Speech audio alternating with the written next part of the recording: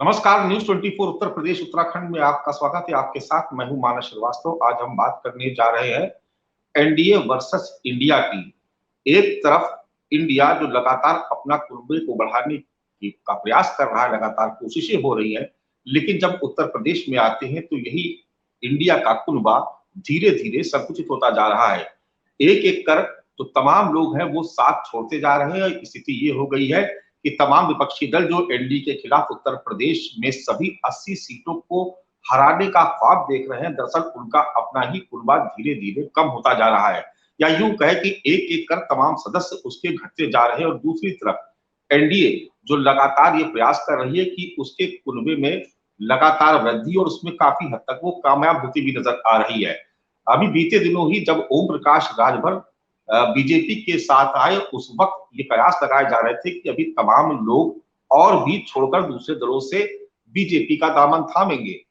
BJP जो लगातार mission 80 को लेकर के प्रयास कर रही है, यानी उत्तर प्रदेश की सभी 80 लोकसभा सीटों को जीतने की कवायद कर रही है, उसके लिए ये एक तरीके से बेहद जरूरी भी है कि वो अपने कुनबे का विस्तार करे, नए साथियों को जोड़े, नए नेताओं को जोड़े, जिससे वो अपने लक्ष्य को प्राप्त कर सके। दारा सिंह चौहान जो समाजवादी पार्टी से विधायक चुने गए थे, उन्होंने भी बीजेपी का दामन थाम लिया और वो भी विधायकी से इस्तीफा दे दिया और अब वो भी बीजेपी के साथ है। खबर यह है कि जो अगला मंत्रिमंडल विस्तार होगा उसमें उनको जगह भी मिल जाएगी। लेकिन आज एक बार फिर बीजेपी ने बड़ी सेंधमारी की। दोनों डिप्टी सीएम की मौजूदगी में, बीजेपी के तमाम नेताओं की मौजूदगी में साहब सिंह सैनी समेत तमाम ऐसे समाजवादी पार्टी और राष्ट्रीय लोकदल के बड़े नेता आज बीजेपी में शामिल हुए। या तो वो मंत्री रहे थे या तो वो विधायक थे। इसके अलावा तमाम दूसरे कार्यकर्ता और नेता भी आज भारतीय जनता पार्टी के साथ आके खड़े हो गए। तो ऐसे में सवाल ये उठता है कि जिस इंडिया को उत्तर प्रदेश में मजबूत करने की पूरी कोशिश, या यूं कहे कि पूरा दारोमदार अखिलेश यादव और जयंत चौधरी के कंधों पर है, अब वो क्या करेंगे और कैसे उत्तर प्रदेश में एनडीए के खिलाफ इंडिया को खड़ा करेंगे। कांग्रेस पार्टी जो उत्तर प्रदेश में पहले से ही बहुत कमजोर है, ऐसे में ये पूरी जिम्मेदारी अखिलेश यादव के कंधों पर है कि वो अपने कुनबे का विस्तार करें, अपनी पार्टी के नेताओं को बचा के रखें और इतना ही नहीं, जो कुनबे में लगातार टूट हो रही है उसको रोकने की कोशिश करें। लेकिन अभी तक कोई खास कामयाबी मिलती नजर नहीं आ रही है। तो आज इस खास चर्चा में हम इसी मुद्दे पर बहस करेंगे। हमारे साथ तमाम खास मेहमान मौजूद हैं। हमारे साथ भारतीय जनता पार्टी के प्रवक्ता अशोक कुमार पांडे जी मौजूद हैं। इसके अलावा दीपक रंजन जो समाजवादी पार्टी के प्रवक्ता है, वो भी हमारे साथ इस चर्चा में शामिल हो रहे हैं। उमा शंकर पांडे जो कांग्रेस के प्रवक्ता है, वो भी इस चर्चा में हमारे साथ भाग लेंगे। और राष्ट्रीय लोकदल के राष्ट्रीय प्रवक्ता अनिल दुबे जी भी इस चर्चा में हमारे साथ शामिल हो रहे हैं। और राजनीतिक विश्लेषक के तौर पर हमारे साथ है राघवेंद्र द्विवेदी जी। तो आप सभी खास मेहमानों का बहुत बहुत स्वागत है। हम चर्चा की शुरुआत आज समाजवादी पार्टी से करना चाहेंगे।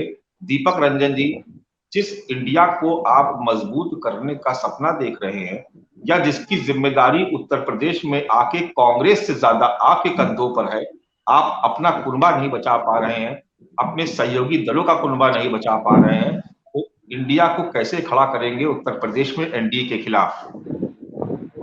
देखिए मानस भाई, इंडिया गठबंधन पूरी तरीके से एकजुट और एकजुट है। और इंडिया जो है वो एनडीए पे पूरी तरीके से भारी पड़ता दिखता है। इसीलिए डेस्परेट होकर के ये लोग आनंद फानन में लोगों को ज्वाइनिंग कराने का काम कर रहे हैं। देखिए ऐसा है कि सुषमा पटेल जी जब इनको टिकट मिला, चुनाव कुछ वोट से हार गई है मड़ियाओं से, उसके बाद ही से इनकी मंशा थी लोकसभा का चुनाव लड़ने की। अभी लोकसभा के टिकट किसी के भी अनाउंस नहीं हुए, तो अकेले सुषमा पटेल जी का टिकट कहाँ से अनाउंस हुआ था? ये देखिए इनकी मंशा थी कि ये लोकसभा का चुनाव जौनपुर से लड़ना चाहती थी। और जितने लोग भी आज देखिए भारतीय जनता पार्टी में गए हैं, चाहे समाजवादी पार्टी के हो, चाहे कांग्रेस के हो, चाहे आरएलडी के हो, विपक्ष के, चाहे बसपा के विपक्ष के जितने भी नेता, जितने भी गणमान्य लोग गए हैं, मैं सबको शुभकामनाएं देता हूँ। मैं इनको उज्जवल भविष्य की कामना करता हूँ। और मैं समझता हूँ मानस भाई, ये लोग जहां पर भी रहे, दलित, शोषित, वंचित, पिछड़े, किसानों की, नौजवानों की, महिलाओं की बात ये लोग बुलंद करते रहे। और मैं तो मानस भाई बड़ा हैरान हूँ, परेशान हूँ। अभी मणिपुर की घटना जो वीडियो आई, अभी 2-4 दिन भी नहीं हुए, और आज देश की महिला जो है उनके अंदर इतना आक्रोश है, इतने आक्रोशित है भारतीय जनता पार्टी को लेकर के। और ऐसे में दो दो महिलाएं वो भारतीय जनता पार्टी कैसे ज्वाइन कर रही हैं? तो ये चीज तो मेरे तो समझ से परे है। लेकिन फिर भी मेरी शुभकामनाएं हैं, जहां पर भी रहें ये लोग पार्टी को मजबूत करें। और देखिए इंडिया गठबंधन जो है पूरी तरीके से एकजुट और एकजुट है। गठबंधन में आपके कोई मंत्री साहब सिंह सैनी, आपके मंत्री थे आपकी सरकार में, आज बीजेपी के साथ खड़े नजर आ रहे हैं। और देखिए मानस भाई, समाजवादी पार्टी लोकतांत्रिक पार्टी है और लोकतंत्र में कोई किसी को बांध करके कोई किसी को जबरदस्ती अपने साथ नहीं रख सकता। अभी तो शुरुआत मैंने देखिए पहले भी कई बार कहा है मानस भाई, आपके चैनल पे भी मैंने कहा है कि डूबता हमेशा बड़ा जहाज है। और भारतीय जनता पार्टी जिस तरीके से लोगों को अपने दल में और अपने जहाज पे चढ़ाती जा रही है, मैं समझता हूँ 2024 में जहाज पूरी तरीके से डूबने वाला है।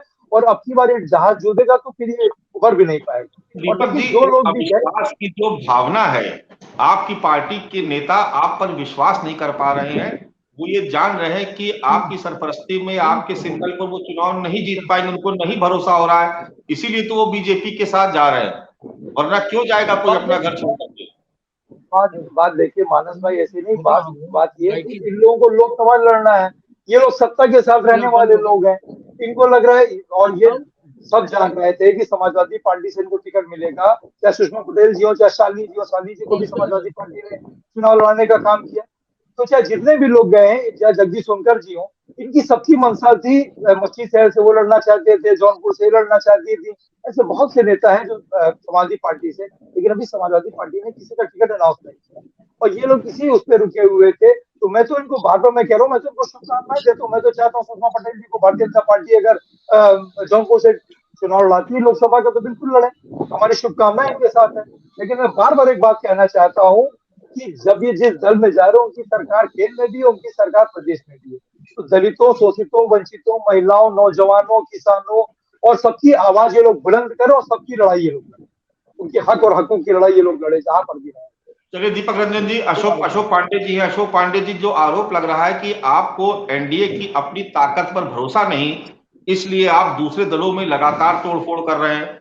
कभी आप समाजवादी पार्टी के विधायकों नेता तोड़ लाते हैं, कभी आप राष्ट्रीय लोक दल के नेता तोड़ के अपने साथ ले आते हैं, जिन ओम प्रकाश राजभर ने खुले मंच से आपको न जाने क्या क्या कुछ नहीं कहा, आप उनके साथ भी हाथ मिलाने को तैयार हो गए। देखिए, आपको बता दें कि राजनीति में कोई अस्थाई दोस्त और दुश्मन नहीं होता। और सबसे बड़ी बात है, भगदड़ उन्हीं के यहाँ लोग आते हैं जहाँ ये संभावना रहती है कि सरकार बनेगी। अखिलेश यादव जी तो डूबते हुए जहाज हैं। कभी जालीदार टोपी लग के मुसलमान, तो कहीं नैमिषारण्य में स्वामी प्रसाद मौर्य के साथ जा कहते मैं कट्टर हिंदू हूँ।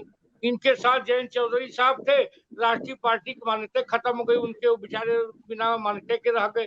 मेरा ये मानना है भगदड़ मचाने वाले ये लोग हैं, क्योंकि उत्तर प्रदेश की जनता जानती है कि अपराध का राजनीतिकरण किस दल ने किया। किस दल ने मुख्तार अंसारी, अतीक अहमद, विकास दुबे पैदा किया, उत्तर प्रदेश की जनता जानती है। और हमारी सरकार इसीलिए दोबारा आ गई। क्योंकि हमने जनता का विश्वास जीता। अंतिम आदमी तक हमने विकास की बात पहुंचाने का काम किया है। इसलिए हम लोगों का विश्वास जनता के साथ, इनके साथ कोई नहीं रहने वाला है। ये तो इतने बड़े दल हैं कि उत्तर प्रदेश में इतना प्रचार किया। अखिलेश यादव की नगर निगम में एक भी सीट नहीं मिली। कर्नाटक की जीत पर नाच रहे थे क्योंकि इनकी कर्नाटक में बड़ी अच्छी पकड़ है। उत्तर प्रदेश की पकड़ खत्म हो गई। उत्तर प्रदेश में हम हीरो हैं, अखिलेश जीरो हैं, लेकिन नाच रहे थे। अब्दुल्ला बेगानी शादी में अब्दुल्ला दीवाना है। ये लोग उत्तर प्रदेश में 80 की 80 सीट भारतीय जनता पार्टी जीतेगी और आना जाना लगा रहेगा। क्योंकि जिस दल की सरकार आती है निश्चित तौर पे समान विचारधारा के लोग उस दल में शामिल होते हैं। अनिल दुबे जी, खतौली से 2022 का चुनाव लड़वाया था आपने राजपाल सैनी को, आज बीजेपी में बड़े मुस्कुराते हुए ज्वाइन कर रहे थे। भरोसा नहीं रहा उनको राष्ट्रीय लोक दल पर? देखिए मानस जी, 2024 करीब है, 2024 करीब है। नेताओं का आना जाना एक दूसरी जगह लगा रहेगा। जिसको किसी को उनको यहाँ पे कुछ उनको जो भी चाहिए होगा, उनको कुछ दिक्कत लग रही होगी। अब क्या दिक्कत आई? आदमी तो अच्छे हैं, वो सैनी जी बहुत अच्छे व्यक्ति हैं, लेकिन अब वो क्यों गए अब ये तो बता के गए नहीं। लेकिन सबकी अपेक्षाएं होती हैं। अब वो अपेक्षाएं उनके हिसाब से यहाँ नहीं पूरी हो पा रही होंगी, तो चुनाव में भारतीय जनता पार्टी के लोग हमारे यहाँ आएंगे, हमारे लोग वहां जाएंगे, ये इसको कुछ नहीं है। तो अब चुनाव भी तो और ज्यादा बढ़ेगा, इससे कहीं कुछ फर्क नहीं पड़ेगा। राष्ट्रीय लोकदल की जमीन राष्ट्रीय लोकदल के पास है, ये फसल है, फसल के से कुछ नहीं, जमीन हमारे पास है। हम मजबूती के साथ 2024 में रहेंगे, लड़ेंगे, इन सब चीजों का कोई मतलब नहीं होगा। उमाशंकर पांडे जी, बेशक कांग्रेस सबसे बड़ा दल है बीजेपी के बाद, पूरे देश में जिम्मेदारी इंडिया को आगे बढ़ाने की आपके कंधों पर है, लेकिन जब हम उत्तर प्रदेश में आते हैं तो ये जिम्मेदारी अखिलेश यादव और जयंत चौधरी की हो जाती है, क्योंकि आपके पास ना उतना बड़ा जनाधार बचा है उत्तर प्रदेश में, ना ही उतना बड़ा संगठन बचा है। ऐसे में जब लगातार आपके सहयोगी दल जिनके भरोसे आप उत्तर प्रदेश में हैं, अगर उनके एक एक कर तमाम बड़े नेता बीजेपी का ही हाथ पकड़ लेंगे, तो ऐसे में लड़ाई तो जंग शुरू होने से पहले ही कमजोर पड़ती जा रही है यूपी में इंडिया। देखिए मानस जी, जहां तक कांग्रेस पार्टी का सवाल है, आप बड़े पत्रकार हैं, आपको उत्तर प्रदेश का पूरा ज्ञान है। आपको याद होगा 2009 में भी हमारे बारे में यही कहा जा रहा था, और तब कांग्रेस पार्टी प्रदेश की सबसे बड़ी पार्टी बन के उभरी थी। और मुझे जहां तक याद है, भारतीय जनता पार्टी उस समय चौथे नंबर की पार्टी थी उत्तर प्रदेश में। ज्यादा समय नहीं बीता है, 2 लोकसभा के पहले की बात। 14 और 19 में निश्चित रूप से भारतीय जनता पार्टी ने जीत दर्ज की, क्योंकि जनता को कांग्रेस पार्टी से 10 साल की चल चुकी सरकार से एंटी इनकम्बेंसी थी, नाराजगी थी, चाहे जिस मुद्दे पर। और भारतीय जनता पार्टी ने जिन मुद्दों पर कांग्रेस पार्टी से उत्तर प्रदेश की जनता नाराज थी, उन बातों को उन्होंने नारा बनाया। उन्होंने कहा बहुत हुई महंगाई की मार, 390 रुपए का सिलेंडर 2013-14 में महंगा था, आज 1200 रुपए का सिलेंडर हो गया। ऐसे ही तमाम वस्तुओं की कीमत को आप ले सकते हैं। तो भारतीय जनता पार्टी ने 2014 के पहले कांग्रेस के द्वारा जो कमियां थी उसको नारे के रूप में अवतरित करके उन्होंने 2 चुनाव जीत लिए। लेकिन जनता अब समझ गई है कि जो महंगाई का नारा था, जो बेरोजगारी का नारा था, जो चाइना को लाल आंखें दिखाने का नारा था, वो सारे नारे झूठ और जुमले थे। जो जीरो टॉलरेंस की बात करते थे, वो संगठित और सरकारी भ्रष्टाचार जारी है। जिस तरीके से पूरे देश की कहते थे, मैं देश नहीं बिकने दूंगा मानस जी, याद करिए एक एक करके, रेल, भेल, सेल, गेल, एयर इंडिया, LIC सब कुछ बेच दिया। और क्या कहते थे? कहते थे तिजोरी पर हमारा पहरा रहेगा। वो सारी तिजोरी अडानी भाई को सौंप दिया। मेहुल चौकसी से लेके तमाम बड़े बड़े जो मोदी जी के प्रिय भक्त लोग थे, नीरव मोदी और तमाम मोदी, वो सब जा चुके हैं। भारत छोड़ के 11 लाख करोड़ रुपए लेके निकल गए। तो जनता इस बात को अब रुक जाइए पांडे जी, पांडे जी रुक जाइए, रुक जाइए पांडे जी, रुक जाइए, अरे रुक जाइए पांडे जी, क्या कर रहे हैं? रुक जाइए, मेरी बात पूरी हो जाए, फिर चिल्लाइएगा, आपको चिल्लाने का पूरा मौका मिलेगा। तो मानस जी, ये वादों पर खरे नहीं उतरे हैं, और कांग्रेस पार्टी लगातार जनता के मुद्दों पर उत्तर प्रदेश में मेहनत कर रही है। हालांकि हमको 14 और 19 में जनता का समर्थन नहीं मिला, आशीर्वाद नहीं मिला, लेकिन जो हमारा संघर्ष था जन मुद्दों पर, वो रुका नहीं। आप याद करिए, हाथरस की घटना में प्रियंका जी और राहुल जी लड़ते हुए नजर आए।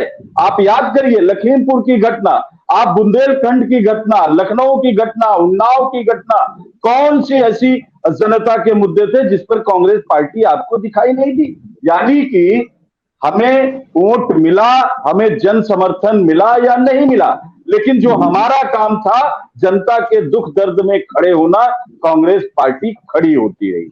अभी मैं बात को सुन रहा था, देखिए कांग्रेस पार्टी अगर कमजोर होती मानस जी, तो 9 में हम नहीं जीत जाते। और आप देखिएगा भाजपा के साथी 80 का दावा कर रहे हैं, लेकिन 80 में 8 होता है और 0 होता है। तो आप देख लीजिएगा 0 और 8 के बीच में ही रहेंगे। ये जो 8 बनता है अंग्रेजी वाला, उसमें डबल 0 है, ये 0 और डबल 0 के बीच में आ जाएंगे।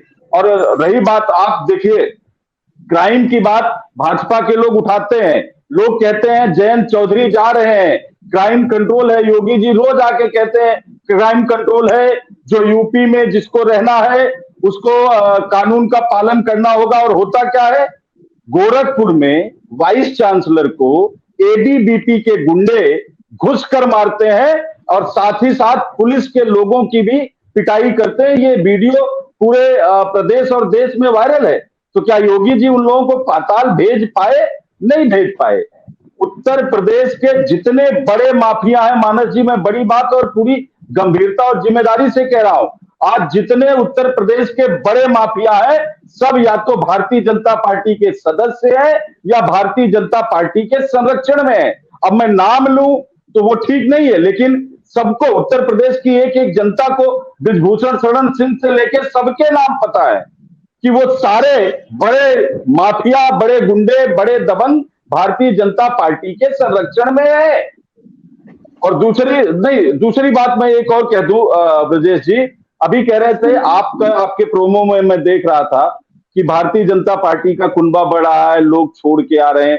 जयंत चौधरी, अखिलेश यादव जी तो इंडिया के हिस्सा हैं, वो भारत के लोग हैं, लेकिन आप देखिए कि क्या भारतीय जनता पार्टी का कुनबा 2019 से बढ़ गया क्या? दारा सिंह हो या ओम प्रकाश राजभर हो, ये तो 2019 में उन्हीं के साथ थे, वो लौट के चले गए। लेकिन स्वामी प्रसाद मौर्य जैसे तमाम लोग जो 22 में साथ छोड़ के भाजपा के गए थे, वो तो अभी उनके पास नहीं है। यानी कि इनका कुनबा पहले से कमजोर हुआ है और इनके भी पूर्व विधायक दूसरे दलों में आ रहे हैं, बहुतेरे लाइन लगा के बैठे हैं। आने दीजिए, 22 की तरह लोग फिर भारतीय जनता पार्टी के तमाम दलित सांसद, पिछड़ा और अति पिछड़ा सांसद जो है वो लाइन लगा के बैठे हैं। राकेश राठौर, पूर्व विधायक सीतापुर, भारतीय जनता पार्टी के, उन्होंने अभी 1 महीने पहले कांग्रेस पार्टी ज्वाइन किया है। ऐसे तमाम लोग हैं। चुनाव आने दीजिए, भारतीय जनता पार्टी की हार सन्निकट है। ऐसे में उनके खास करके दलित, पिछड़े और अति पिछड़े सांसद वो तमाम विपक्षी दलों के संपर्क में है। मानस जी ज्यादा समय नहीं, 2 महीने और रुकिए, भारतीय जनता पार्टी की भगदड़ शुरू होने वाली है। जी मानस जी। राघवेंद्र द्विवेदी हमारे साथ मौजूद है, राजनीतिक विश्लेषक है। राघवेंद्र जी, सवाल ये कि जो मौजूदा परिस्थितियां आप देख रहे हैं कि एक तरफ बीजेपी है जहां पर तमाम लोग दूसरे दलों से निकल करके और बीजेपी का दामन थाम रहे हैं, और दूसरी तरफ इंडिया के सामने ये जिम्मेदारी है कि उत्तर प्रदेश में वो बीजेपी को चुनौती दे। जो मौजूदा परिस्थिति है उसका आकलन आप किस हिसाब से करते हैं? कौन ज्यादा मजबूत नजर आ रहा है आपको, ये हालात बन क्यों रहे हैं? देखिए, राजनीति में हर व्यक्ति अपनी संभावनाओं का तलाश करता है, चाहे वो पद पे हो न हो।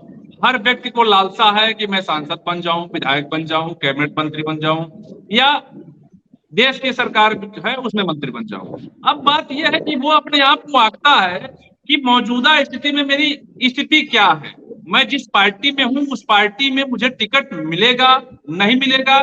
तो देखिए, जब कोई भी चुनाव आता है, ऐसा नहीं है कि 2024 का चुनाव देश का पहला चुनाव है, इसके पहले भी कई राज्यों में विधानसभा चुनाव हुए हैं, देश में भी कई लोकसभा चुनाव हुए हैं। तो जो नेता होता है वो अपनी क्षमता को आंकने के बाद फिर वो एक नाव से दूसरे नाव पे कूदता है।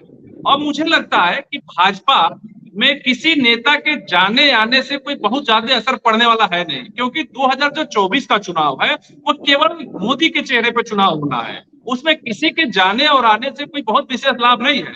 जो भी चेहरे जा रहे हैं, जो भी नेता छोड़ के जा रहे हैं या अन्य पार्टियों में भाजपा से छोड़ के जाएंगे, वो केवल अपने व्यक्तिगत स्वार्थ में जा रहे हैं ताकि उसमें अपनी पार्टी का बहुत बड़ा लाभ हो जाएगा। अब मैं आपको आज की घटना बता दूं तो आज अखिलेश यादव जी की समाजवादी पार्टी और जयंत चौधरी जी की रालोद से पार्टी में कई लोग निकले हैं। उसमें जो मेन नाम है दारा सिंह, अब पहले ही देख लिए आ गए हैं, और ओम प्रकाश राजभर पहले ही आ गए हैं। जो आज जो बड़े नाम आए हैं वो कैबिनेट मंत्री रहे हैं साहब सिंह सैनी, उनके भी जाने से कोई समाजवादी पार्टी को बहुत ज्यादा नुकसान नहीं दिख रहा है, न भाजपा को कोई बहुत बड़ा लाभ होने वाला दिख रहा है। दूसरा नाम मैं बता दूं कि 4 बार से विधायक रहे जगदीश सोनकर जी को भी जानने से कोई बहुत बड़ा दोनों पार्टियों को न लाभ है न नुकसान है। तीसरा नाम है सुषमा पटेल। देखिए, हर व्यक्ति चाहता है कि मैं आज विधायक हूं, कल सांसद हो जाऊं, जिस पार्टी में है, भाजपा में भी लोग हैं, समाजवादी पार्टी में भी लोग हैं, अन्य पार्टियों में भी लोग हैं, जिस पार्टी में जो लोग हैं वो अपने आप को अगर सक्षम नहीं दिख रहे हैं, टिकट के दावेदार में नहीं है, तो वो ऐसे पार्टियों में जाएंगे जहां उनको टिकट के रेस में शामिल होने का मौका मिले। तो ये आम बात है, जब चुनाव आता है तो 2-4-6 महीने पहले से जो है इधर से उधर नाव पे कूदना चला जाता है। और ये चुनाव मैं आपको बता दूं मानस जी, 2024 का जो चुनाव होगा वो यूसीपी के मुद्दे पे चुनाव होगा, वो ज्ञान माफी के मुद्दे पे चुनाव होगा, वो राम मंदिर जो अभी जनवरी में कार्यक्रम है वो उस पर चुनाव होगा। तो एक तरह से आप देखिए तो देश की जो 2024 की चुनाव की स्थिति है वो धीरे धीरे वो मोदी जी के पक्ष में जाएगी और एक ऐसा माहौल बनेगा। भाजपा के लोग माहौल बनाने में माहिर हैं, वो एक ऐसा माहौल बना देंगे कि देश की जनता को कहीं ना कहीं ये लगेगा कि नहीं, हम मोदी जी के साथ हैं। आपको मैं याद दिलाना चाहूंगा 2014 में काला धन और भ्रष्टाचार और बेरोजगारी महंगाई पर सरकार आई थी, लेकिन आज की जो मौजूदा सरकार है, चाहे उत्तर प्रदेश की सरकार हो या केंद्र की सरकार हो, विपक्ष का कोई भी नेता, अभी मैं कांग्रेस प्रवक्ता को सुन रहा था, कांग्रेस पार्टी से मुझे बता दें कि 6 साल में कितनी बार ये विधानसभा का घेराव किए हैं या जिले में किसी जिले में जाकर प्रदर्शन किए हैं। ना महंगाई पे प्रदर्शन किए, ना भ्रष्टाचार पे प्रदर्शन किए, ना काला धन पे प्रदर्शन किए, कोई प्रदर्शन नहीं। केवल इनका काम है आके चैनल पे बैठना और एज ए प्रवक्ता के तौर पे कह देना। ये अलग बात है। देखिए, देश की जनता जानती है कि जो भी नेता इधर से उधर भाग रहा है वो ये दिखाने में सक्षम है कि मैं देखिए मैं अरे तुम क्या कर रहे हो? चैनल पे नहीं बैठो, जहाज पे बैठे हो। ये क्या बदतमीजी भरी बातें कर रहे हो? चैनल पे तुम्हारे कहने से बैठा हूँ, तुम क्या कर रहे हो? कहाँ बैठे हो? चैनल पे बैठिए, कहाँ बैठे हो तुम? बदतमीज आदमी, तुम कहाँ बैठे हो? अरे सुनो, बदतमीज आदमी, तुम कहाँ बैठे हो? तुम चैनल पे नहीं बैठे हो। आपके सरकार के तुमको मेरे चैनल पे बैठने पर तकलीफ हो रही है, तुम्हारे बुलाने पर नहीं आया हूँ। बदतमीज आदमी, राजनीतिक विश्लेषण बने कह रहा है ना, जो सजाती है सो है, उसका धरना हो रहा है। अभी आप कह रहे थे कितना जानते हो तुम? कितना जानते हो तुम? कितना? सुनो, अरे सुनो, एबीवीपी के विरोध में अभी तक सड़क पे नहीं दिखा, तो इससे क्या माना जाए? गोरखपुर में इतनी बड़ी घटना हुई, आपकी पार्टी का कोई कार्यकर्ता अभी तक सड़क पर नहीं दिखा। जी, तुम दिखे तो सड़क पे कहीं नहीं, हम बैठ गए राजनीतिक विश्लेषक बन के। भारत बंद किसने किया था? महंगाई के खिलाफ भारत बंद कांग्रेस पार्टी 6 सालों में 2 बार कर चुकी है, तुमको पता है? राजनीतिक विश्लेषक बन के बैठ गए। अरे सुनो पहले, जब तुम्हें नहीं पता है तो फर्जी प्रलाप ना करो। भारत बंद किसने किया था तुम्हें पता है? भारत बंद महंगाई पर किसने किया था? भारत बंद 6 सालों में 2 बार किसने किया था? 6 साल में केवल 2 बार, 80 लोकसभा सीट में। अभी तो तुम कह रहे थे 1 बार भी नहीं हुआ। भारत बंद कोई सामान्य घटना होती है क्या? 6 साल में 2 बार भारत बंद सामान्य घटना लेकर आ रही है। अभी तो कह रहे थे 1 बार भी नहीं हुआ। राजनीतिक विश्लेषक बनो तो उसकी जिम्मेदारी और उसकी मर्यादा को समझो। ये नहीं चैनल पे बैठ के झूठ बोलने लगोगे। लखीमपुर में, हाथरस में कौन गया था? बुंदेलखंड में कौन गया था? में कौन गया था? बलरामपुर में कौन गया था? उन्नाव में कौन गया था? राजनीतिक विश्लेषक का मतलब झूठ और जुमलेबाजी करनी नहीं होती। अगर वो करना है तो भाजपा ज्वाइन कर लो, फिर जितना मन के झूठ बोलो, लाइसेंस मिल जाएगा। आप बताइए ना कि उत्तर प्रदेश के 80 सीटों पर कांग्रेस के राहुल गांधी महंगाई पर जवाब मिल गया। महंगाई पर जवाब मिल गया कि भारत में कांग्रेस ने 2 बार भारत बंद किया था। क्या किया का जवाब मिल गया। तो ये झूठ और जुमलेबाजी बंद करो। भारतीय जनता पार्टी ने उत्तर प्रदेश, सुनो पहले, जितनी अराजकता की है, प्रियंका गांधी लखीमपुर में जब तार कांड हुआ कौन लड़ने गया था माय डियर? जब किसान आंदोलन थे कौन लड़ रहा था? जब हाथरस की घटना हुई कौन योगी के लाठियों के सामने खड़ा था? जब उन्नाव में 2 बार महिलाओं के खिलाफ रेप हत्या हुआ और जिंदा जला दिया गया, उन्नाव कौन गया था माय डियर फ्रेंड? आप बताएं। अगर आप किसी बड़े चैनल पर यानी कि राजनीतिक विश्लेषक के रूप में बैठे हैं तो उसकी जिम्मेदारी होती है, उसकी मर्यादा होती है, उसका उल्लंघन ना करिए। धरना प्रदर्शन नहीं होगा सरकार के खिलाफ। आप ये कहना चाह रहे हैं कि उत्तर प्रदेश में जब तक प्रियंका गांधी जी नहीं आएगी तब तक कोई धरना प्रदर्शन नहीं होगा कार्यकर्ताओं के द्वारा, प्रदेश अभी सुनो माय डियर फ्रेंड, अभी 18 तारीख को शहीद स्मारक लखनऊ में हमारा प्रदर्शन था। पूरे प्रदेश के नेता, राष्ट्रीय सचिव, प्रभारी सारे लोग वहां मौजूद थे। आपने उसको कवर किया, आपके संज्ञान में है वो। अभी पूरे हर जिले में परसों हमारा प्रदर्शन हुआ है महंगाई और मणिपुर की घटना को लेके, आपने उसको कवर किया, आपके संज्ञान में है। महंगाई के खिलाफ हमारी महिला कांग्रेस की प्रदेश अध्यक्ष ममता चौधरी के नेतृत्व में हमने परसों प्रदर्शन किया और हम महिलाएं गिरफ्तार होकर इको गार्डन में उनको रखा गया था। आपको जानकारी है इसकी? है जानकारी है? परसों की घटना है, फोटो भेजू मैं आपको। कैसी पत्रकारिता करते हो भाई? आंखों पे चश्मा लगा लिए होता है। परसों की घटना आपको पता चली क्या? वीडियो भेजू मैं आपको। आप जितना ही चुनाव नजदीक आते जा रहा है उस हिसाब से आप हमको 6 महीने के पहले का प्रदर्शन कोई बताइए। अरे मैं 2 दिन पहले का बता रहा हूँ, 2 दिन पहले का बता रहा हूँ, 2 दिन पहले का बता रहा हूँ। हमारी प्रदेश अध्यक्ष ममता चौधरी जी, महिला कांग्रेस की, उनके नेतृत्व में आंदोलन हुआ महंगाई और मणिपुर के खिलाफ। 2 दिन की बता रहा हूँ, 18 तारीख का मैं बता रहा हूँ। शहीद स्मारक पे 2 दिन का पूरे जिले में प्रदर्शन हुआ है। उमाशंकर जी प्लीज जरा सा एक सवाल अशोक पांडे जी से ले लेते हैं। अशोक जी पहले तो आप अपनी बात कंप्लीट करिए, कुछ कहना चाह रहे थे, इंटरप्ट हो गया। देखिए मेरा एक कहना है, पांडे जी बात कर रहे हैं, अभी विधान परिषद में एक भी सीट नहीं है, विधानसभा में बिल्कुल है जीरो की तरह स्थिति में है पांडे जी। नगर निकाय के चुनाव में प्रत्याशी तक नहीं मिल रहे थे। आज इस चुनाव में लोकसभा में सोनिया गांधी भी हारेंगी, इसमें कोई दो राय नहीं है। बड़ी लंबी। अरे प्रभु, आपको तो विधानसभा लोकसभा में नहीं मिलते हैं, दूसरे दलों से लेकर आ रहे हो। पांडे जी अभी उत्तर प्रदेश में 2 बेटे लड़े थे, फिर औरत लड़ने आई थी, बेटी लड़ेगी, वो भी खत्म हो गया। 2 भाई लड़ने उत्तर प्रदेश के आए थे, वो खत्म हो गए। बुआ बबुआ खत्म हो गए।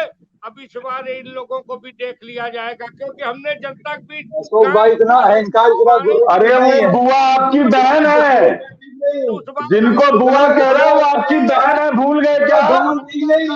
जनता घमंड तोड़ने जा रही है आपका। इतना ज्यादा घमंड मत दिखाओ अशोक भाई, इतने वरिष्ठ हो करके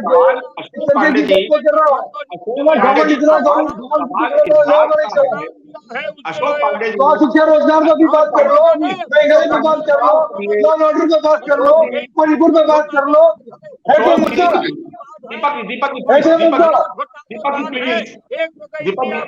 अशोक जी सवाल सुनिए, अशोक पांडे जी सवाल सुनिए। आप पहले सवाल सुनिए। जब अभी पिछले विधानसभा चुनाव हुए तो जिस तरह की भगदड़ अभी आप देख रहे हैं कि राष्ट्रीय लोकदल या समाजवादी पार्टी में मची हुई है, वैसे ही भगदड़ भारतीय जनता पार्टी में भी मची हुई थी। उस वक्त लोगों ने कहा कि नहीं अब तो बीजेपी साफ हो जाएगी, एक मनोवैज्ञानिक बढ़त होती है, दुनिया भर की बातें की गई। स्वामी प्रसाद मौर्य ने अपने घर में एक कैंप खोल रखा था, हर रोज 10-20 नेता आ रहे हैं, ज्वाइन कर रहे हैं, तमाम बड़े नाम भी उसमें गए। लेकिन जब रिजल्ट आया तो रिजल्ट आपके पक्ष में था। तो जब वो आपके पक्ष में था तो अब अगर हालात ऐसे बन रहे तो आप कैसे उम्मीद करेंगे कि अभी अगर 4 नेता चले गए तो रालोद कमजोर हो गई या इंडिया कमजोर हो गया, समाजवादी पार्टी कमजोर हो गई? जितने बड़े नेता आप ही घर से छोड़ के गए, उससे तो कम कद के ही नेता है जो छोड़ के अभी आप शामिल हुए आपके साथ। देखिए हमारे यहाँ किसी के आने जाने का मतलब बहुत नहीं है, लेकिन राजनीति में मैं बार बार कह रहा हूँ कोई अस्थायी दोस्त दुश्मन नहीं होता। मतलब नहीं है, ले मेरे घर से बेचारे कोई मतलब भी नहीं है। भी हमारे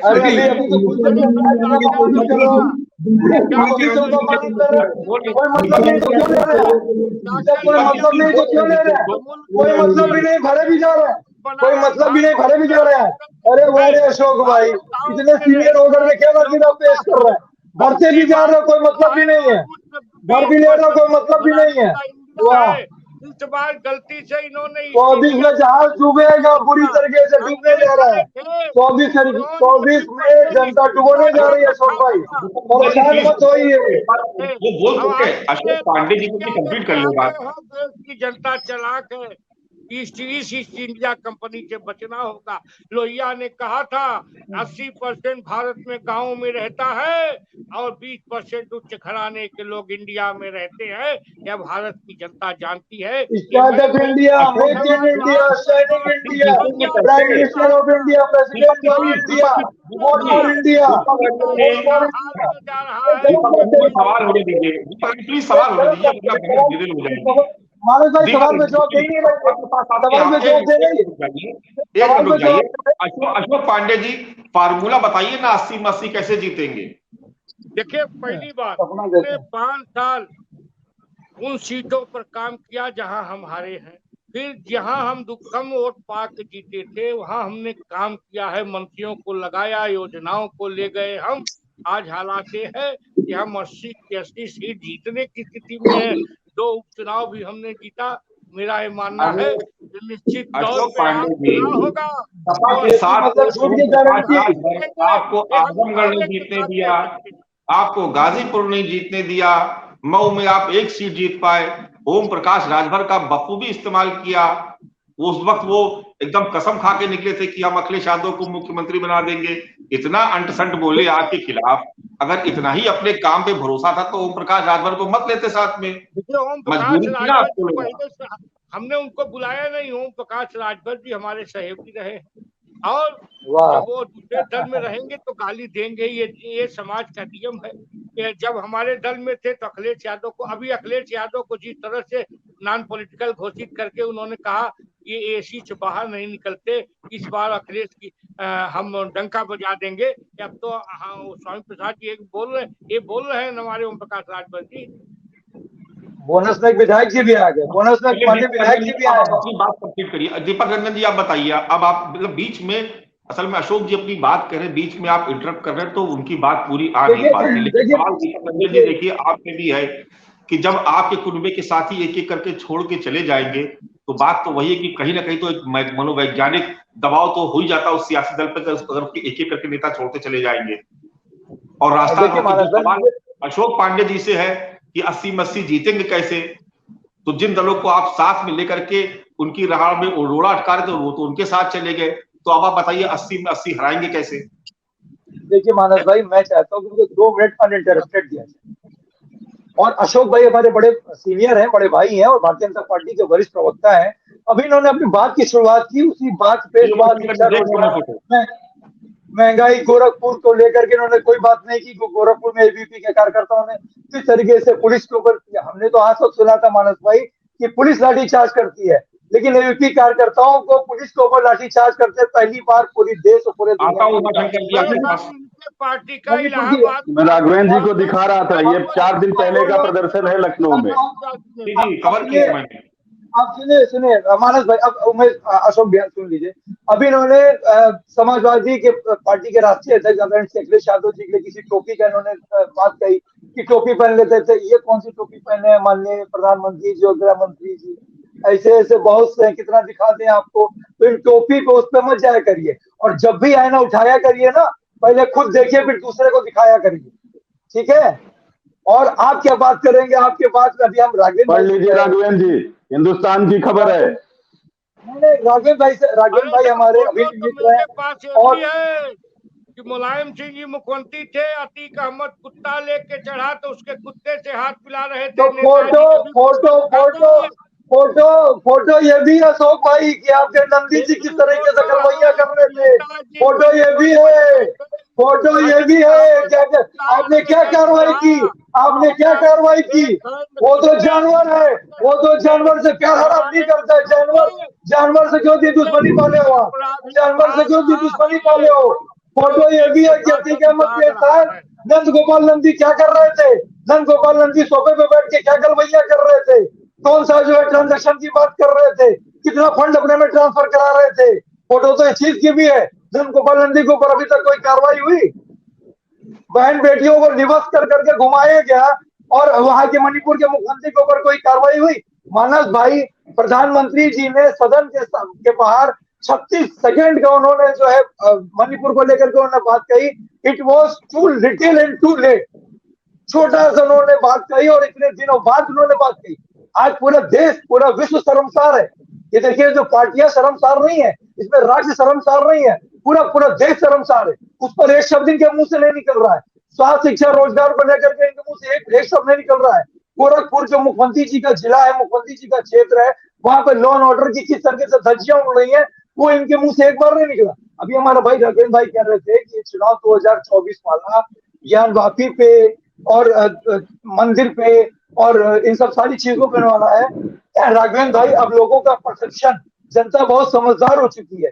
भारतीय जनता पार्टी मतलब कि झूठ की गारंटी, भारतीय जनता पार्टी मतलब भ्रष्टाचार की गारंटी, भारतीय जनता पार्टी मतलब फरेब की गारंटी।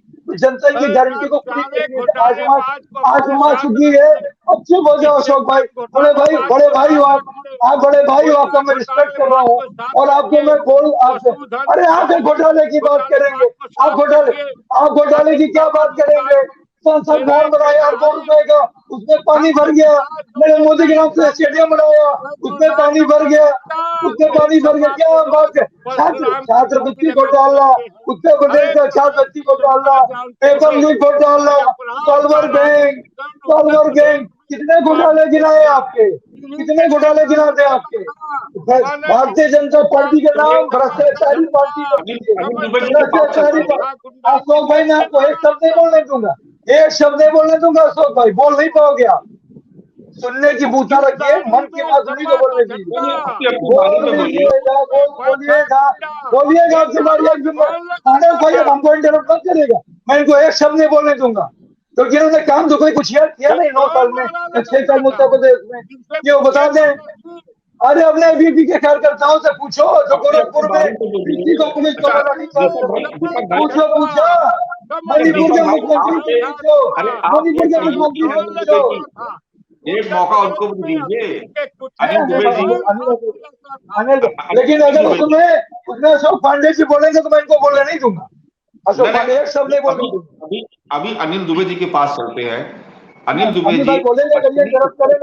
जी, पश्चिमी उत्तर प्रदेश में हमने देखा कि किस तरीके से जो आपके और समाजवादी पार्टी के जो साझा उम्मीदवार खड़े हुए थे, उसमें किस तरीके से बहन जी के उम्मीदवारों की वजह से एक बड़ी हार वहां पर आपको सामना करना पड़ा और बीजेपी को अप्रत्याशित जीत मिली।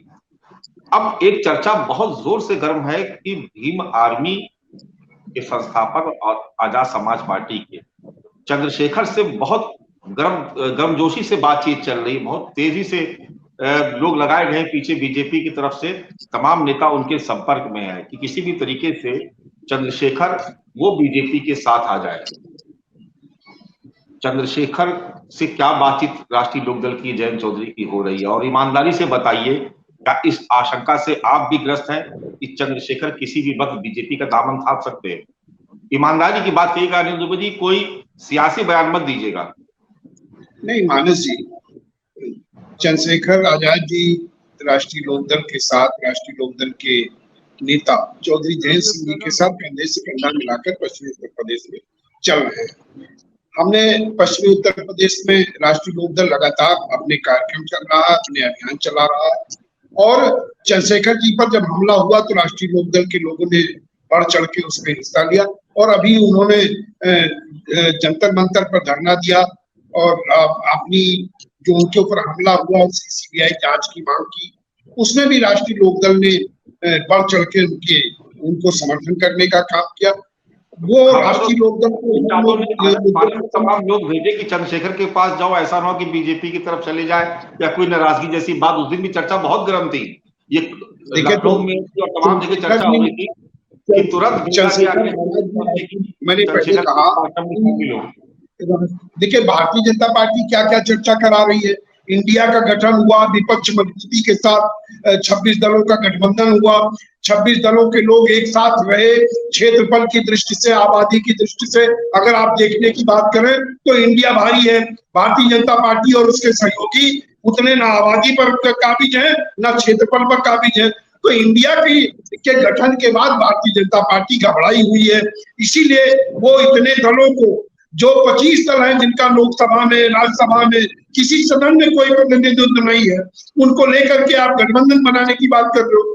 जो एक प्रदेश में आपस में एक दूसरे से लड़ने का काम कर रहे हैं, उनको आप अपने साथ खड़ा करने का काम कर रहे हो। तो आप घबराए हुए हैं।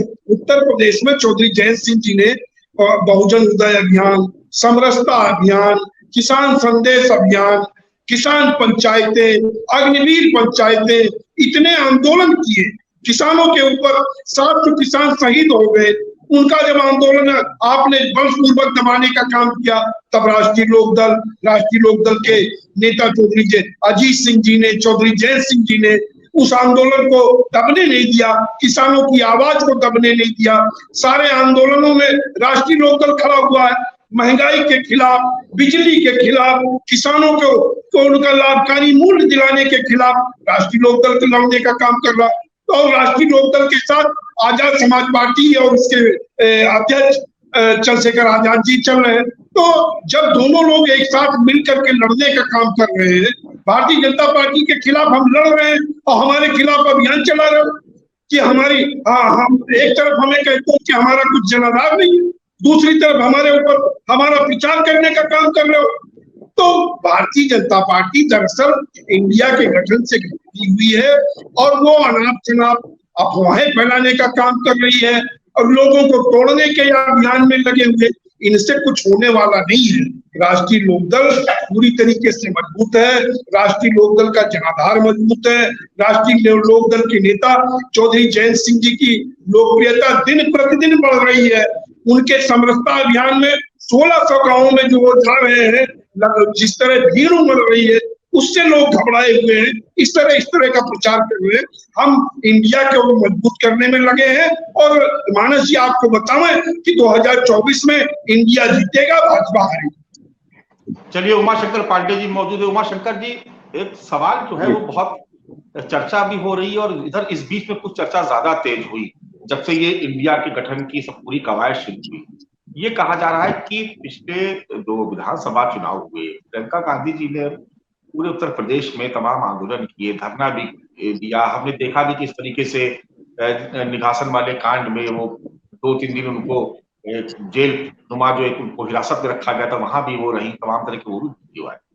लेकिन जब विधानसभा चुनाव में शिकस्त हुई, उसके बाद से आपने प्रदेश अध्यक्ष भी बदला। लेकिन ये कहा जा रहा है कि प्रियंका जी का दौरा लगभग खत्म है। उत्तर प्रदेश की कौल निवास पे उनका एक निवास स्थान बनाया गया था। ये हुआ था कि वो यहीं पर कैंप करेंगी लगातार। राहुल गांधी भी उत्तर प्रदेश में नहीं आए भारत जोड़ो यात्रा के दौरान। आपको भी पता है कि बस बॉर्डर से छूते हुए निकल गए। तो जो बड़े नेता है कांग्रेस के, उनका फोकस उत्तर प्रदेश में क्यों नहीं हो रहा है, जबकि उत्तर प्रदेश आप भी जानते हैं कि 80 लोकसभा सीटें बहुत कुछ तय करती हैं। देखिए, जब 2009 का जिसका आपने जिक्र किया, ये बात मैं भी ईमानदारी से कह सकता हूं, उसको स्वीकार करता हूं कि मुझे भी उम्मीद नहीं थी कि 21-22 सीटें लेकर के कांग्रेस पार्टी लोकसभा में इतना बड़ा प्रतिनिधित्व उत्तर प्रदेश का होगा। उस वक्त कयास मतलब कुछ सोच भी नहीं सकता था, लेकिन ऐसा हुआ। तो राजनीति में उलटफेर हुआ करता है। उसके बहुत सारे एग्जाम्पल, 2007 में किसी ने नहीं सोचा था कि बहन जी की पूर्ण बहुमत की सरकार आ जाएगी। लेकिन एक सवाल जो है कि जो कांग्रेस के बड़े नेता है, उनका फोकस उत्तर प्रदेश पे उस तरीके से नहीं दिख रहा है जैसा कि बाकी स्टेट में दिख रहा है। तो इसके पीछे कोई खास वजह, क्या पूरा आपने दारोमदार समाजवादी पार्टी और राष्ट्रीय लोकदल पे ही छोड़ दिया है? देखिए मानस जी, 2009 का मैंने जिक्र किया, आपने भी उसको समझा। हकीकत यही है कि चुनाव तो जनता लड़ती है। अरविंद केजरीवाल आम आदमी पार्टी दिल्ली में जीते, जब वो पहला चुनाव उन्होंने जीता था, कांग्रेस के समर्थन से सरकार बनाई थी, तो उनके पास कौन सा संगठन था? चुनाव जनता लड़ी थी। 2009 में कांग्रेस पार्टी ने जो पीछे की 4-5 साल का अपना यूपीए फर्स्ट में कांग्रेस पार्टी ने जनता के लिए काम किया था, उसके परिणाम थे कर्ज माफी, मनरेगा, आरटीआई, तमाम ऐसे कांग्रेस पार्टी के। तो शंकर जी, आपने ऐन मौके पे 60,000 करोड़ का जो किसानों का जो कर्ज माफ किया, बाद में ये समझ में आया कि दरअसल वो उसका एक तरीके से पारितोषिक आपको मिला। वो तो हाँ, वो सिर्फ मानस जी, वो सिर्फ किसान कर्ज माफी नहीं था। आप याद करिए उस समय आरटीआई कांग्रेस पार्टी ने आरटीआई भी लाया, उसी दौरान मनरेगा भी लाया और मनरेगा ने ग्रामीण क्षेत्र के गरीबों का जीवन बदल दिया। जो पलायन होता था वो पलायन बंद हुआ। ऐसी तमाम चीजें थी जिसने एक गुड गवर्नेंस के नाम पर मनमोहन सिंह जी को सरकार जनता ने दोबारा बनाया और यूपीए 1 से ज्यादा सीटें हम जीत कर आए थे यूपीए 2 में। इस बार जो माहौल है वो बिल्कुल ये है कि मोदी जी ने तमाम जो 10 साल में वादे किए वो सारे वादों का उल्टा उन्होंने काम किया। कहा था बहुत हुई महंगाई की मार, में बहुत रिपीट नहीं करूंगा, जनता समझ रही है, लेकिन उसका ठीक उल्टा किया। काला धन की बात करते थे, 11 लाख करोड़ लेके उन्हीं के मित्र लोग देश छोड़ के भाग गए। तो ये जो झूठ और जुमले की राजनीति होती है मानस जी, वो 1-2 चुनाव में चल जाता है, उसके बाद नहीं चलता है। इसीलिए इस बार वो चलेगा नहीं।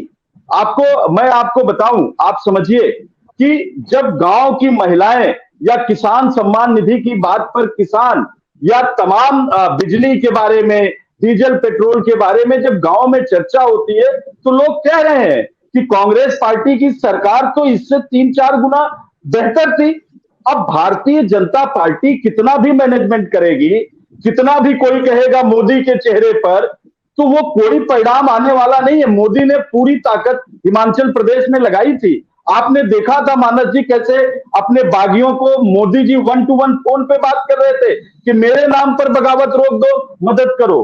कर्नाटका में मोदी जी का रोना धोना कैसे कैसे कि मुझे गाली दे रहे हैं, मुझे इतनी गाली पड़ रही है, कितना ड्रामा किया कर्नाटका में मोदी जी। तो वो मोदी जी का जो चेहरा है वो जनता के सामने एक्सपोज हो गया है। जितने नकाब थे वो सब खुल गए हैं, चाहे वो राष्ट्रभक्ति का था, चाहे वो भ्रष्टाचार के खिलाफ बात थी। उत्तर प्रदेश की सीमा तक आते आते वो सारी चीजें खत्म हो जाती है और बीजेपी एक तरीके से उत्तर प्रदेश में अजय की स्थिति में बनी हुई है। नहीं मानस जी, देखिए अभी राम मंदिर का जिक्र कर रहे थे, आपको याद होगा कल्याण सिंह जी के समय में जब मस्जिद डिमोलिश हुआ था उस समय 177 सीट थी भाजपा की विधानसभा में और कल्याण सिंह जी मुख्यमंत्री थे। जब उन्होंने रिजाइन किया और दोबारा चुनाव हुए विधानसभा के, तो भाजपा के लोग कह रहे थे राम मंदिर, अब तो हम प्रचंड बहुमत बनाएंगे। राघवेंद्र जी फैक्ट चेक कर लीजिएगा, 1 सीट भाजपा की कम आई थी, 177 से घट के 176 हो गई थी। उत्तर प्रदेश की जनता नासमझ नहीं है, वो आज लोगों की थाली से जो दाल और तेल गायब है, सब्जियां गायब है, वो बाप अपने बेटे के प्रति अपनी मजबूरी को समझ रहा है। लोगों के घरों में जो बाइक और ट्रैक्टर और उनके कार खड़े हो गए हैं, वो निराशा बाप अपने बच्चों के प्रति जाहिर नहीं कर पा रहा है। दवाइयों, जीवन उपयोगी जो जीवन लाइफ थ्रेटनिंग डिजीज में जो लाइफ सेविंग ड्रग्स हैं, उनका जो बेतहाशा 800-900% कीमत भाजपा ने बढ़ा दिया है और लोग दम तोड़ रहे हैं अस्पतालों में। स्ट्रेचर नहीं मिल रहा है, वो भी लखनऊ के मेडिकल कॉलेज में, पीजीआई में लोगों को बेड नहीं मिल रहा है। तो ये जो टीवी चैनलों और अखबारों के हेडलाइन में उत्तर प्रदेश चमक रहा है, असल में उत्तर प्रदेश की जनता सिसक रही है, रो रही है, त्राहिमाम कर रही है कि सरकार से मुक्ति दिलाओ, और इसीलिए वो कमर कस के तैयार हो गई है। यही अंडर करंट था मानस जी 2009 में, जिसमें भाजपा चौथे नंबर पे पहुंच गई थी, और यही अंडर करंट इस बार भी है। जनता चुनाव लड़ेगी, चेहरा मोदी का या मोदी जैसे 10 चेहरे ला दीजिए, उत्तर प्रदेश की जनता इस बार भाजपा को धूल चटा कर रहेगी। अशोक पांडे जी, जिस बात का जिक्र उमाशंकर पांडे जी कर रहे हैं, बहुत सारी खामियां आपने गिना दी। अगर वास्तव में जनता इन तमाम मुद्दों पर जाएगी तब तो आपके लिए बहुत भारी मुश्किल खड़ी हो जाएगी। देखिए, उत्तर प्रदेश की जनता ने देखा कोरोना संक्रमण काल जब था, तो जिस तरह से हमारी सरकार और कार्यकर्ताओं ने घर घर जाके लोगों की व्यवस्था की, अस्पताल की व्यवस्था कराई। कि लंदन के एक सांसद ने कहा था कि एक योगी आदित्यनाथ लंदन को मिल जाए तो सुधर जाए पूरा लंदन। मेरा एक कहना है, ये इसी तरह बोलते रहेंगे, शोर मचाते रहेंगे। ये पुरानी कहावत है, चोर मचाए शोर। मेरा एक कहना है, हमने जन धन योजना पहुंचाया, हमने आयुष्मान योजना दिया। ये बताइए, मचा तो रहो, आप चोर मचा तो रहे हो, होता है आप चोरी तो मचा रहे हो, कर क्या रहो, काम कहाँ कर रहे हो आप? वो बात आपने खुद ही कह दिया, हम कहना नहीं चाहते हैं। किसी का हल 2 बैलों की जोड़ी, लेकिन किसानों के जेबों तक आज तक किसी पार्टी, किसी सरकार ने पैसा पहुंचाने का काम नहीं किया। हमारी सरकार आई है तो सीधे किसान के जेब तक पैसा पहुंचा है कि नहीं? आयुष्मान योजना के अंतर्गत गरीब आदमी का इलाज, महंगाई तो बड़ी, अशोक पांडे जी आपको क्या लगता है कि महंगाई कोई मुद्दा नहीं है क्या? लोगों को मकान मिला है कि नहीं? लोगों को शौचालय मिला है कि नहीं? ये दिखाई दे रहा है। जिस तरह से आज एक्सप्रेसवे बन रहे हैं, दिखाई दे रहे हैं। ये लोग खाली भाषण करने वाले लोग हैं। एक जगह खड़े होकर स्मार्ट सिटी का क्या हुआ? शोर मचाए, शोर, ये मुद्दा नहीं है। वाले लोग हैं। वो शोर आप मचा के दिखा रहे हो, वो शोर तो मचा ही रहे हो, जनता जवाब मांगेगी। दीपक रंजन जी सवाल मैं पूछ रहा हूँ। दीपक जी ये बताइए, अशोक पांडे जी, क्या जनता पूछेगी नहीं कि 10 साल पहले जो आपने आदर्श ग्राम योजना शुरू की उसमें कितने गांव आपने बना दिए? जो स्मार्ट सिटी का कंसेप्ट था उसमें कितने शहर स्मार्ट हुए और किस हद तक हुए? महंगाई जिसके लिए आप कहते थे कि जिसका जिक्र अभी कर रहे थे उमाशंकर जी की बहुत हुई महंगाई की मार, तो महंगाई 300 पड़ रहा है, हम भी ले रहे हैं, आप भी ले रहे होंगे। 1200 का सिलेंडर। गाँव बोल दिया तो गाँव का क्या हाल है? अशोक जी सवाल मैं पूछ रहा हूँ ना दीपक जी, तो अशोक जी ऐसे सवाल हैं जो जनता के सामने आपको जिसके जवाब देने पड़ सकते हैं, या आपको लगता है कि फिर आपको नई लकीर खींच देंगे, ज्ञानवापी, अयोध्या, वही सब हिंदुत्व का मामला? सबसे बड़ी बात है कि अयोध्या कोई हमारे चुनाव में मेरा ये मानना है, हमने कहा था कि अयोध्या में राम मंदिर बनेगा जब कोर्ट का फैसला आएगा। कोई हमने जबरी तो बनाया नहीं। ये अलग बात है कि अखिलेश यादव जी ने, सबके पिताजी ने सरयू की धरती के राम भक्तों के लहू से लाल कर दिया। कांग्रेस पार्टी ने सुप्रीम कोर्ट में हलफनामा दिया कि राम सीता का कोई अस्तित्व नहीं था, बावजूद उसके आज भव्य राम मंदिर का निर्माण हो गया। तो ऐसे किसको जाएगा? बनारस में आप सिटी की बात करते हैं, बनारस चले आइए, बाबा भोलेनाथ का जो कॉरिडोर बना है, लाखों लोग यहाँ आते हैं, रिक्शे वाले, घुमके वाले, होटल वाले, नाव वाले आज संपन्न है बनारस के। आके जरा देखें तो लोग, ये वही लोग हैं जो शंकर की जटाओं से निकली हुई गंगा मनमोहन की जटाओं में फंस गई थी और गंदी हो गई थी। प्रथम चक्र का पैसा ये लोग ने घोटाला कर लिया था। आज माँ गंगा लगभग साफ है। अखिलेश यादव भी नहाते थे, 9 साल में लगभग साफ है। प्रियंका वाड्रा भी स्नान कर रही हैं। आज मैं निश्चित तौर पे हमने जो कहा है हमने करके दिखाया है। इन लोगों, चलिए अंतिम सवाल राघवेंद्र द्विवेदी से ले लेते हैं। राघवेंद्र जी आपने बहुत सारी आपने को कोई फायदा नहीं होगा। हमारे यहाँ किसान के जेब तक सीधा पैसा पहुंचाने का काम हमारे प्रधानमंत्री। चलिए ठीक है अशोक पांडे जी, जनता चुनाव में फैसला करेगी।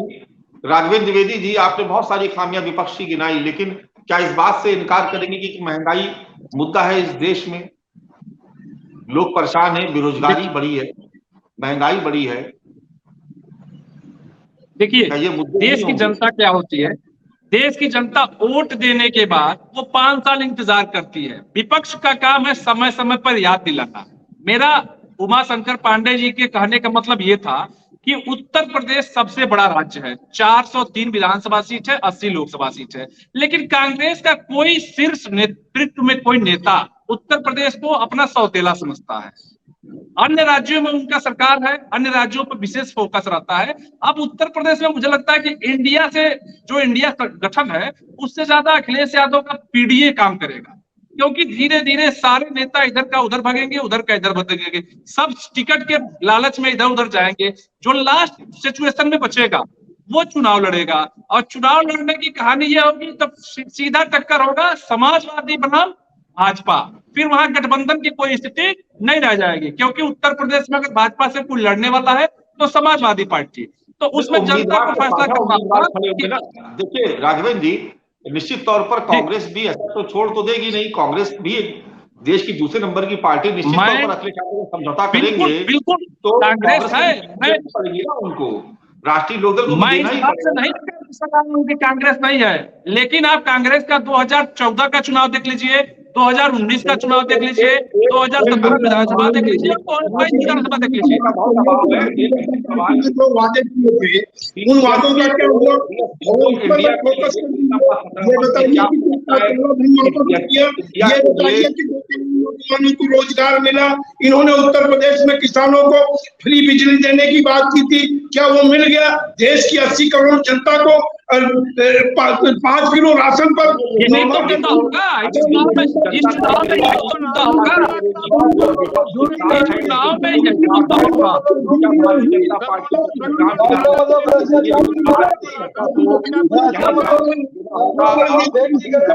बहुत शुक्रिया आप सबका, इस चर्चा को ही तो विराम देना होगा, समय का अभाव है। बात कर रहे हैं इंडिया की, जिस तरीके से इंडिया के कुनबे में भगदड़ मची हुई है, तमाम बड़े दलों के जो लोग हैं वो छोड़ करके एनडीए और भारतीय जनता पार्टी का दामन थाम रहे हैं। ऐसे में उत्तर प्रदेश में इंडिया कैसे मुकाबला करेगी एनडीए से, इसी विषय पे आज हम चर्चा कर रहे थे। आज के लिए बस इतना ही। कल हम फिर किसी नए विषय के साथ आपके सामने फिर से हाजिर होंगे। तब तक के लिए नमस्कार।